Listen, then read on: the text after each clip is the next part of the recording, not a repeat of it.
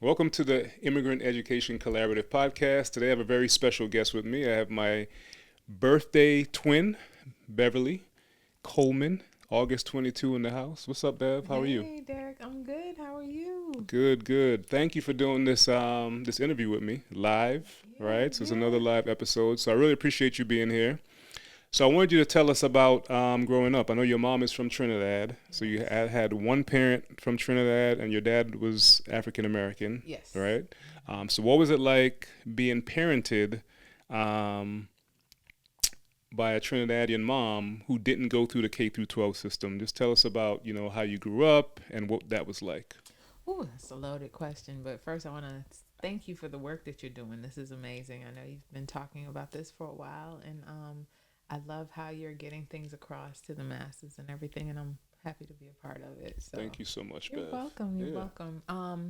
Well, yeah. As you know, most people know, Caribbean parents are very much into education, and they can also be very strict. Mm-hmm. They have a lot of rules and regulations about a lot of stuff, but whew, my upbringing was it wasn't bad. It Mm-hmm. wasn't bad. My mother was just she became a single parent after she moved to the U.S. with my dad. Mm-hmm. He was abusive, Mm-hmm. so they divorced when I was about 3.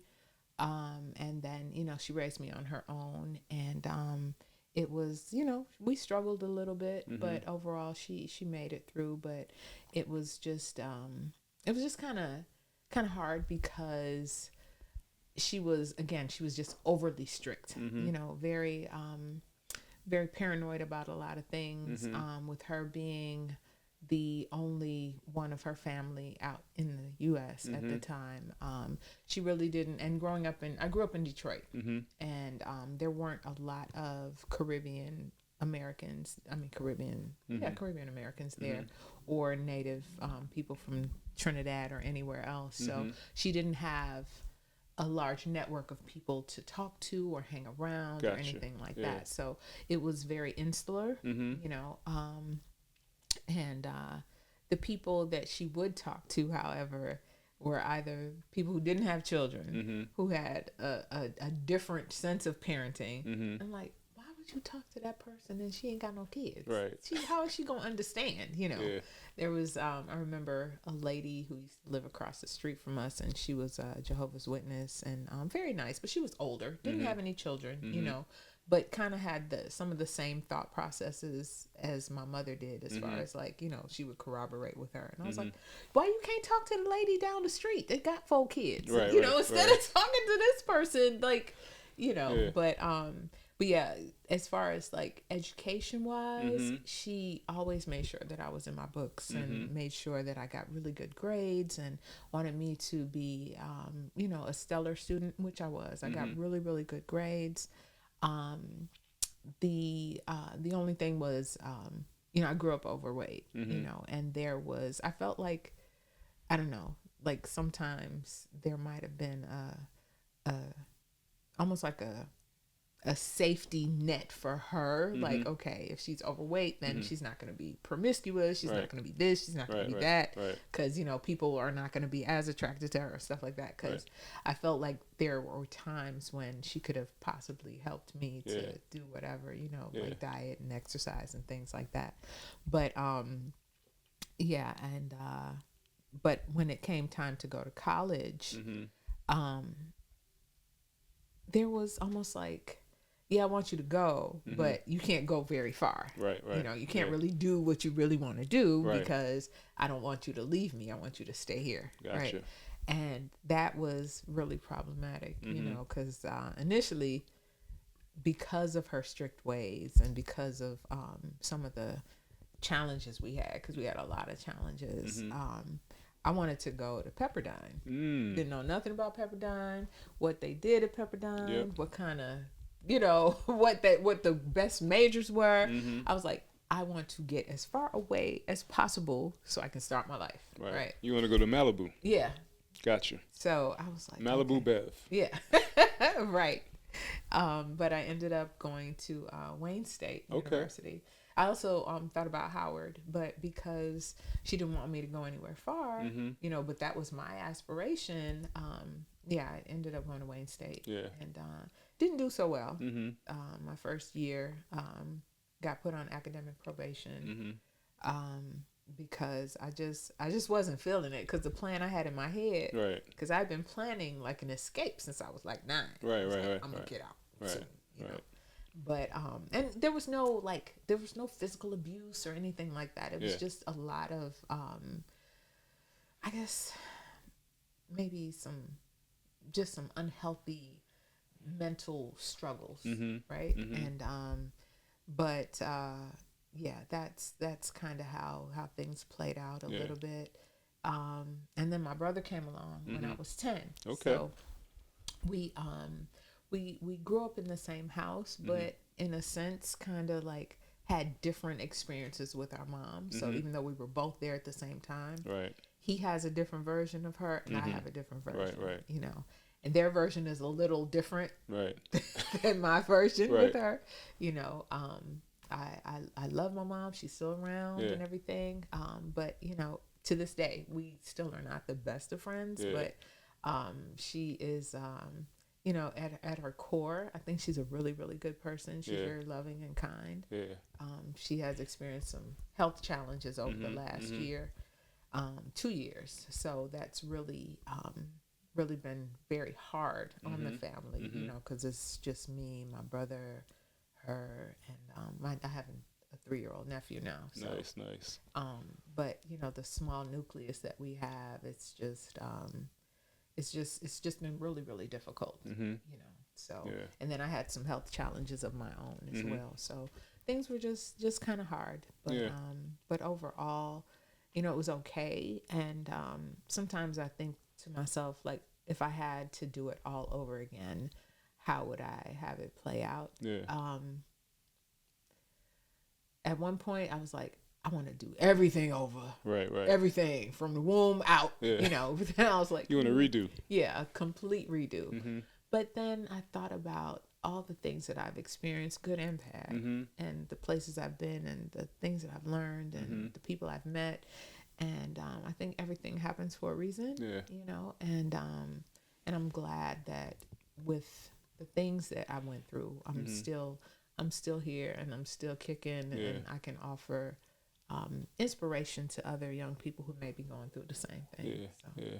No, I love that, man. Thank you for sharing the story. I know it was some challenges growing up, right? Especially with your mom coming to America, getting divorced, being a single mom, having to raise you, and then having to raise your brother. Those are some serious challenges, right? Being away from family and friends in Trinidad, coming to Michigan, coming to Detroit, and trying to, just like establish a new life without, the sort of community that you would find in other cities, on right. the East Coast per se. You'd find, more of a Caribbean community at that time So true. in New York, Yeah, absolutely. maybe Florida and other places. Mm-hmm. So, kudos to your mom for doing the best that she could Yeah. despite those challenges. Now, let me frame this out a little bit. Part of having you here, outside of you being my birthday twin, is that we met while we were both pursuing our master's degree in school counseling, Yes. right? And having, heard your story, and I know you work as a school counselor, how are you able in that capacity, based on the life that you lived, right? Like, how does that impact the way in how you perform your duties as a school counselor? Having had, a lot of challenges, especially having an immigrant parent, trying to bring you through the system for the first time, like, how does that help to shape the way that you support children in the school? So, well, I want to go back just a little Hmm. bit. Absolutely. So, at GW, Hmm. we had what was that called when we had to counsel the practicum? I guess Hmm. when we had Yeah, to counsel yeah, some of the yeah. Or people like the from clinical the practicums. yeah, Yeah. the Hmm. clinical Yeah. practicums. And I had a client that would come in because we had a counseling center Hmm. there, and the people paid on a sliding scale, so we would do our Hmm. practicum with them, and I ended up with this particular client who was she had been coming to the center for like 10 years, Mm. and she was very, very difficult, Hmm. and she had borderline personality disorder, Hmm. right? So I ended up with her. Mm-hmm. And not, and I think everything, of course, happens for a reason. Right. Everything happens for a reason. And while working with her, because they told me, some of the challenges she had and Mm-hmm. things like that, um, there were so many triggers, Mm-hmm. because I was like, oh my gosh, have seen this Mm-hmm. in my household Right. with my mom before. Yeah. I've seen this behavior. Yeah. I've seen this type of, of course, the client I had was, far gone, Mm-hmm. but I saw a lot of behaviors, Mm-hmm. and as much as I at times did not want to work with her, Mm-hmm. because I was like, this is too hard. It's Yeah. too difficult, Yeah. But I feel it kind of helped me to understand a little bit better some of the things that I had seen in my house with my mom, Mm-hmm. even though there was nothing that was ever diagnosed, nothing that was ever talked about. I mean, regardless of whether the person is from the Caribbean or not, Mm-hmm. most of our generation, the parents from our generation, Mm-hmm. it's like mental health was something nobody talked about. Right. They just kind of swept it under the rug, Yeah. or this person's a little eccentric, or Mm-hmm. how they do and stuff like that. Yeah. That's how it was. So it wasn't anything that, even if they noticed something, like, okay, well, she's just a little whatever. Mm-hmm. But yeah, that was just very interesting how that kind of prepared me Mm-hmm. for dealing with my mom and understanding her a little bit better. Mm-hmm. But also just learning about just life, Yeah. and how people handle things, and how sometimes, even if it's not necessarily a mental condition, I think sometimes people can be hurt so badly, Mm-hmm. or experience a lot of trauma, Mm-hmm. that those types of things can manifest, right? Yeah. In regards to how it helped me with the kids that I serve, Mm-hmm. it helps a lot, Mm-hmm. because I feel like I have a bird's eye view into certain things. Right. I can't say that I've run across a lot of students who have had the type of strictness that I've encountered. Mm-hmm. And also because maybe since I'm a career changer, Mm-hmm. because I've only been a school counselor, and I shouldn't say only, I don't want to discount the amount of time, Mm-hmm. but I've been a school counselor now for 14 years, Mm-hmm. right? And I didn't go into it straight out of college. Yeah. But I think this generation also, they're handling things a little differently. Mm-hmm. They're working with mental health a little better. Mm-hmm. They're coming to realize, families of Caribbean descent, Mm-hmm. and American kids with Caribbean families are, they're like, okay, I am having a problem. Mm-hmm. I'm struggling. Mm-hmm. I am not doing okay mentally. Right. My parents don't listen to me. I can't this, I can't that, Right. whatever. And I feel that the awareness is Mm-hmm. a little bit better. Yeah. So that some of their challenges, even though they're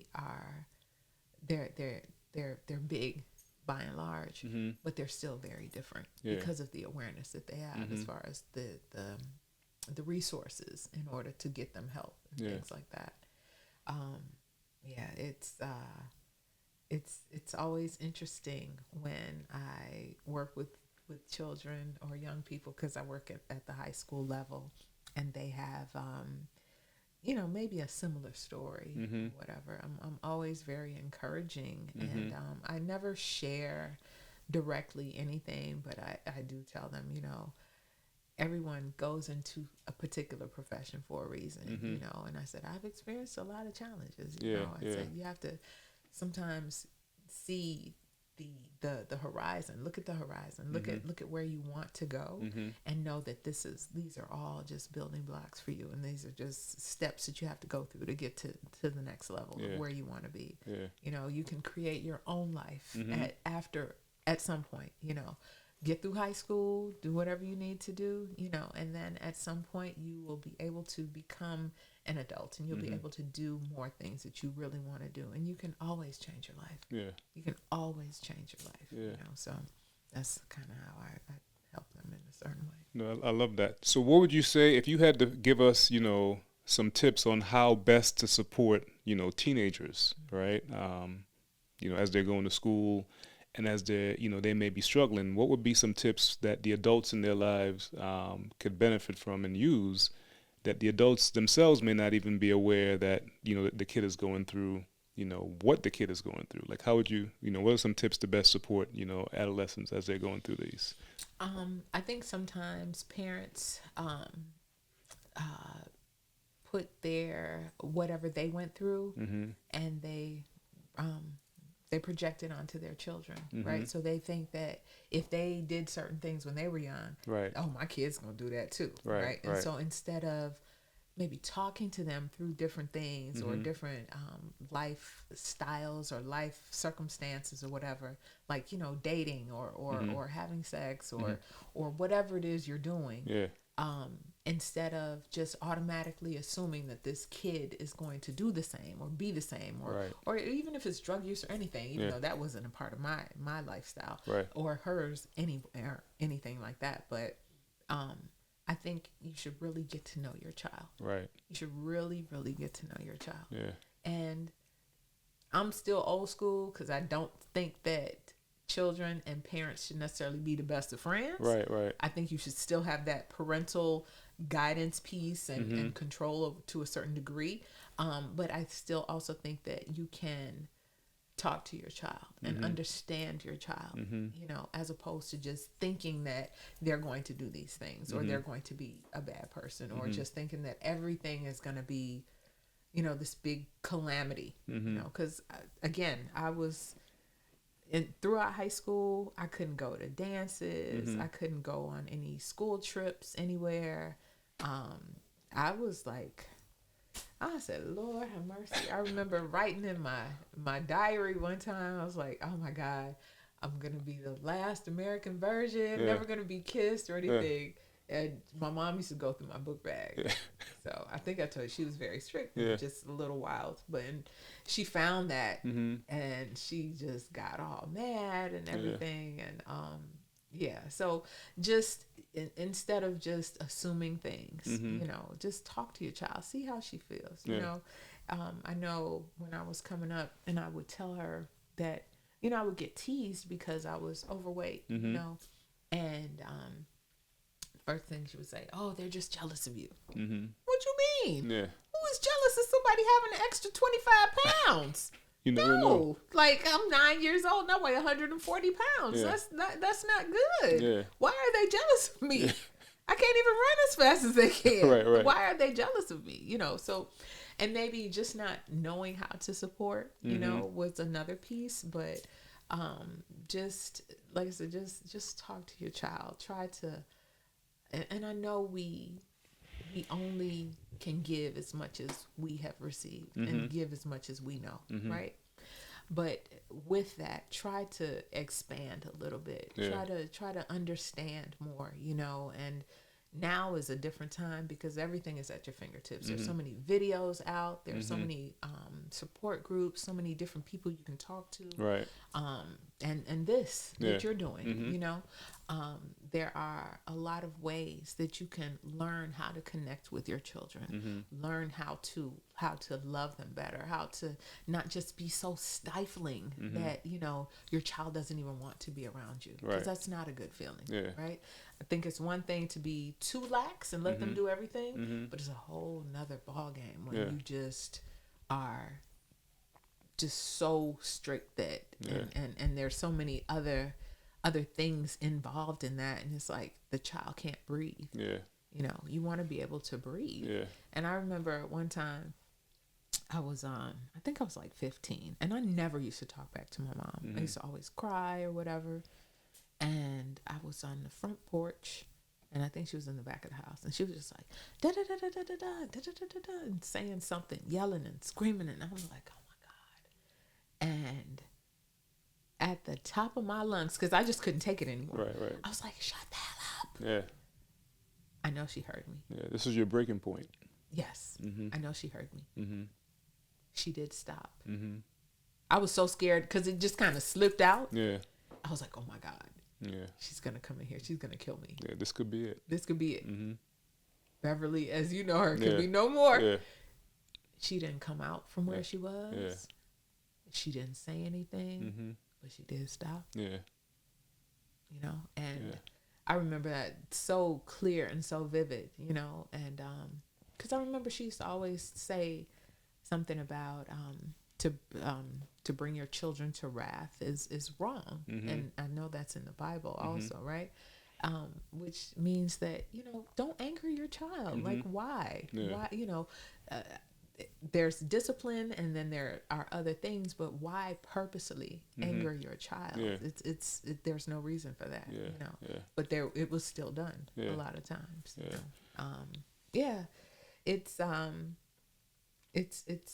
it's good for me to be able to again reach young people. I always like to offer encouragement, and let them know whatever you're going through now, again, you can create your own life. Because sometimes the family we were born into, they're not always very family-like. Yeah. They're not always the most loving. They're not always the most caring or kind. And it could be wherever you're from, right?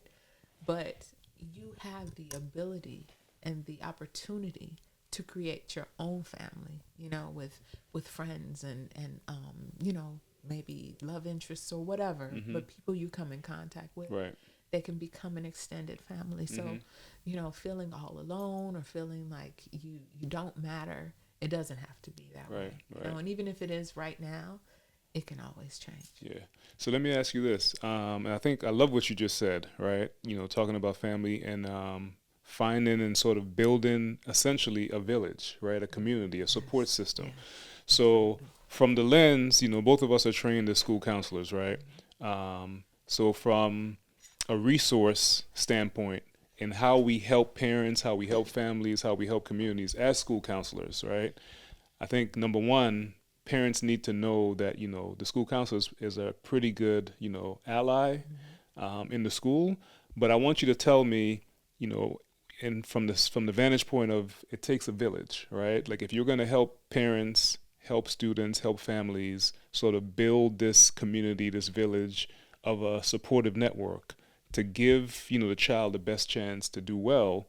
Because you talked, earlier, you mentioned how, your mom kind of, she was friends with folks who you didn't really think were, that helpful. You know what I mean? It wasn't like the best group of No, folks to not network at all. with, right? So how would you like help to provide some guidelines for family members, for students, for parents, and how they can build a supportive village community within the school, right? Starting with the school counselor. There's only so much we can do as school counselors, right? And they kind of caution us against getting too involved in family, right? Because that can be a kind of slippery slope, and then you don't want to provide all this other stuff to families. But during some of my meetings with families and just trying to, again, see from the child's perspective and see how the parent is, and because you can always pick up on what's happening. Right. But just try to point them in the direction of maybe different opportunities within the school, different people to connect with,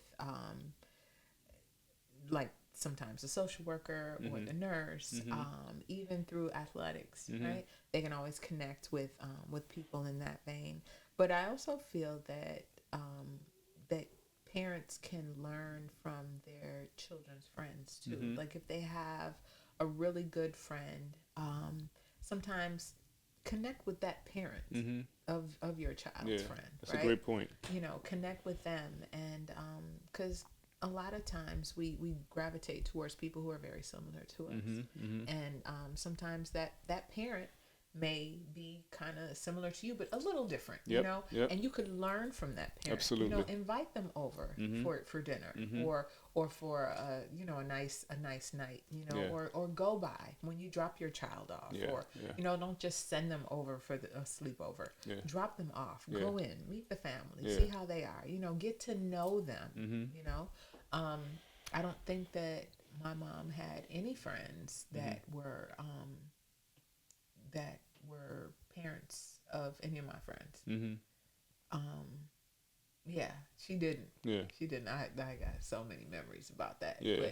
But she yeah, she didn't have any friends. Yeah. So again, without connecting with anybody at my school, which things were different then. And Absolutely. because I'm old. I graduated in 1987. Stop trying to Yeah. calculate that right now. Yeah. But the counselors then really were about college and career. It wasn't all this feelings and all the fuzzy warm stuff that we do and trying to help and all that. I remember my mom did we when we were living in Detroit, she had somebody broke into our house. And prior to that, she had found a note in my book bag. Because I guess I was dating some boy in school, but it was just a school date. Because we couldn't go nowhere. We couldn't, even in the school, we didn't go nowhere because I was too scared to do anything, go anywhere. Anyways, so we were just pretty much locker boyfriend and girlfriend. Meet you at the locker after school, and or before school, middle school. Anyway, so she found a note from him to me saying, "Meet me at the water fountain at 2:00 or whatever." And so because the people, whoever broke into our house, she put two and two together and thought the connection was that the person who wrote the note from my school was who broke into the house. Right. Yeah. Okay. It's a leap. That's a big leap. Yeah. And I never went to school in my district or wherever I lived because my mom didn't want me going to school with the neighborhood kids. Yeah. So I always went outside of my district. So my school was very far away, right? Yeah, so she came up to the school and talked to the counselor. Yeah. And when I tell you, I was so embarrassed. Yeah. And I don't think the counselor should have did this, but she pulled the boy down from his class and was like, it was just when I tell you that was the most bizarre, most embarrassing. I think I was a senior. Ooh. Yeah, that's tough. Wild. Yeah, that's a tough one. Wild. It's very, very tough. That's a tough way to go out. Yeah. Senior year. When I tell you, I just wanted to crawl into a hole and just stay there for the rest of my life. Yeah. It was so horrible. Yeah. But stuff like that kind of happened. So your mom thought she was uncovering a heist. She's like, I figured it out. Yeah. And I mean, this has nothing to do with this interview. Yeah. But when they broke in, they took stuff from the refrigerator. Yeah. They took bread and salami and mustard. I was like, they was hungry. Yeah. What's the problem? Yeah. Anyhow, so but to mitigate something like that, having a person to talk to, the neighborhood we lived in at the time, she did have a friend that was across the street, but the lady only had young children. And, so she really didn't know much about raising an adolescent or whatever. They were pretty good friends. Yeah. But she didn't really, and my mother wasn't one to really talk about her business a lot to people, and then we had like another family across the street. So, and they had a lot of kids, but they was a little wild. Yeah. And, just memories. Yeah. So, but I think really to round robin this, to have connections and build relationships first start off building with your child, really trying to build it with your child instead of, again, like berating them or thinking that you know exactly what's going on in their world. Yeah. Talk to them. See what it is they like. Yeah. What kind of shows do you like? Who's your crush? Why do you like George Michael so much? Yeah, what is it? Just whatever. Talk to your child. Yeah. Get to know them. Start there. And it's just so many different things that have happened that sometimes, I wonder about my own sanity, like with everything that I've been through. Yeah. Like, and it's just more, it was never any type of physical abuse. Yeah. It was just a lot of mental. Yeah, absolutely. Just a lot of things. I'm like, am I really okay? Yeah. Am I really okay? Yeah. I remember during one of her times when she was just really, really strict. We were living in Detroit. My brother was about, I think he was like 5 or 6. and she used to work nights Mm-hmm. at a store called Myers. Mm-hmm. And she had came home one night, and we were watching Moonlighting. Mm-hmm. I don't know if you remember. Yeah, that Bruce show. Willis. Yeah. Mm-hmm. And Sybil Shepherd. Sybil Shepherd. Right? Yep. Yeah, I'm telling my age. Mm-hmm. But anyways, Maddie and Willis Mm-hmm. were kissing Yeah. on the screen. And so me and my brother was watching it. Yeah. And so she was like, "Oh, you gonna try to practice kissing on your brother?" Yeah. And all that. So after that, she would, because we had the console television. Yeah. So she would turn the TV around before she went to work. Gotcha. And so I had no television to watch because we didn't have like a multiple televisions like that was people it. do now, Yeah. right? I think I did have a small black and white TV, but I was even scared to watch that. Yeah. I was like, I'm gonna get in trouble. Yeah. So we had no TV to watch. Yeah. The whole 8 hours, 9 hours she was gone. Yeah. And Which could have led to other things. yeah. Right? Easily. Yeah, could have. But some of my friends used to say, you know, if I've ever recanted this to other people, you didn't just turn the TV around, turn it on, watch it for a couple hours, and then turn it back. Yeah. I was like, no. That thing was heavy too. It was like I couldn't even. So you know, those were some of the things that you know. And I think your mom just went through it, right? Yeah. So I think your mom went through a lot. Yes. That only she knows about. Yes. Right? And then so then that impacts the type of parent that she's going to be. She's overprotective. Absolutely. She's maybe a little bit, judgmental. Yes.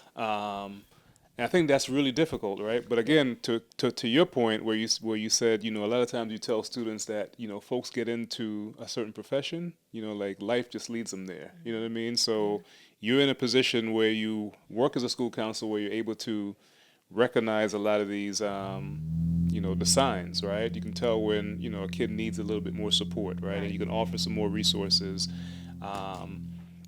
And you can also just provide that support yourself, you know what I mean? Because, these are just things that you can kind of see ahead of, maybe the teachers may not have a chance to do that because the teachers are busy, just teaching the material in class and so on. So tell me, as a school counselor, I'm coming back to the school counseling piece, what do you enjoy most about your job, about, supporting kids and helping them? What do you enjoy most about that? Definitely just inspiring kids, inspiring our younger generation. As we know, within anything, you're not going to reach everybody. But the ones that you do, because I used to worry about that when I was first starting into this profession. Like, what if I'm not good? What if I'm not this or that? What if they don't like me? What if they think I'm talking nonsense or whatever? But I feel like I'm impactful in a multitude of ways, and I really enjoy when, because I have 11th graders right now. A lot of kids stop by my office from different grades. Like a lot of the seniors come to me, right? Because I'm always imparting some wisdom or, telling them some kind of story. And, and I'm like, Miss Coleman is preaching. They'll be like, Miss Coleman, you good. It's okay. And I feel like, man, am I just telling them stuff, but they keep coming back. So it's working. It must be working. But yeah, just making sure that they get what they need and know that they're valuable and that they're worth something and that their dreams and hopes and aspirations are definitely going to come true. Life is not going to be easy. And what you're going through right now is just a tip of the iceberg, and it's preparing you for where your next road is going to lead you to. So, just really, like I said earlier, giving inspiration, and again, because I know how hard it was for me, because I just thought I was never going to get out, and I just felt so trapped, and I know sometimes when I talk to my brother, he's like, did we grow up in the same house? Because your stories are so different from mine. So I was like, it's just different, It happens. It happens, and it's real, It is. And both are true, you know what I mean? Like what he remembers is true and what you remember is true. Yeah, absolutely. But I really feel like sometimes people are only able to operate under what they know. Yeah. And what their experience has been. Yeah. And sometimes it's hard for them to step outside of themselves Mm-hmm. to get that extra to say, hey, I didn't like how this happened when I was young. Yeah. So I don't want to repeat that. Yeah. And I think there were a lot of things that happened that she didn't repeat. Yeah. But there were other things that she was trying to prevent. Yeah. So that's some of the reason for the strictness and the overbearingness and things like that. You know, overprotective and just Yeah. You know, but, yeah. So what do you think from your personal experience, right, and also from your professional experience? Because you talked about when you were in the clinical doing the master's program and how you're just like, hey, I recognize this. But from all the experiences that you've had, personally, professionally, how has that shaped you, to be the person that you are today? Ooh, oh mercy. I don't know. I'm not too afraid of anything. Yeah. So I like to try different things. Yeah. And consequently, being my twin, Mm-hmm.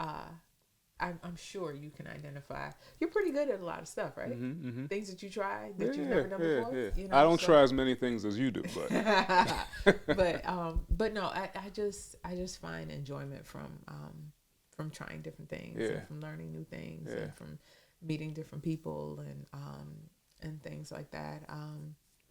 It's definitely like I was telling you before, sometimes I'm like, oh my God, I have all these different interests, and I have all these different things that I've tried and all these different things that I've done. But when I really truly sit and think about it, I like me. Yeah. You know? Yeah. And that's so funny because I haven't said that to myself in a long time. But, I do. I like me. Yeah. And people, friends, acquaintances, like, oh, I know they think sometimes like, oh my God, what's she doing now? Yeah. You know. What's she up to? Right. Yeah. What's her pastime this time? Has she tried to master or whatever? Yeah. What's next? Yeah. I just feel that also years ago, people were just stagnant in jobs, working in one place for 30 years, doing one thing for 30 years, 40 years, whatever. Life is so amazing. Yeah. And there are so many different places you can go and things that you can do. And I think the things have changed also because older people are now doing so much more in retirement, even prior to retirement, living longer. They're healthier, active, very active, doing a lot of things. So sometimes we're able to, not that we're competing, but we're able to keep up with the younger generation. So that allows us the opportunity to do more and to expand into AI and all this other crap that's going on out here, But it's good. It's good. And I love what you just said, and this is going to lead to my final question, which is this. So I know you've worked a lot as a school counselor at the high school level, right? And you said earlier, 14 years, you're a career shifter. So in the 14 years that you've worked as a career counselor, predominantly at the high school level, so a lot of those kids are, like in their late 20s, I would say. Some of them may be, like when you started, some of them might have been seniors, right? So they may be, in their early 30s. So just tell me about some of those experiences, like working with those kids, and seeing them as high school students, and now, maybe seeing them on Facebook or reconnecting with them and seeing them as 20-something-year-olds or almost 30-year-olds. What's that like? Yeah, wow. It's really nice. There's a young man that I used to work with when I was at Ballou High School. Again, he was not my student. He was a senior, and I think I had 10th graders at the time.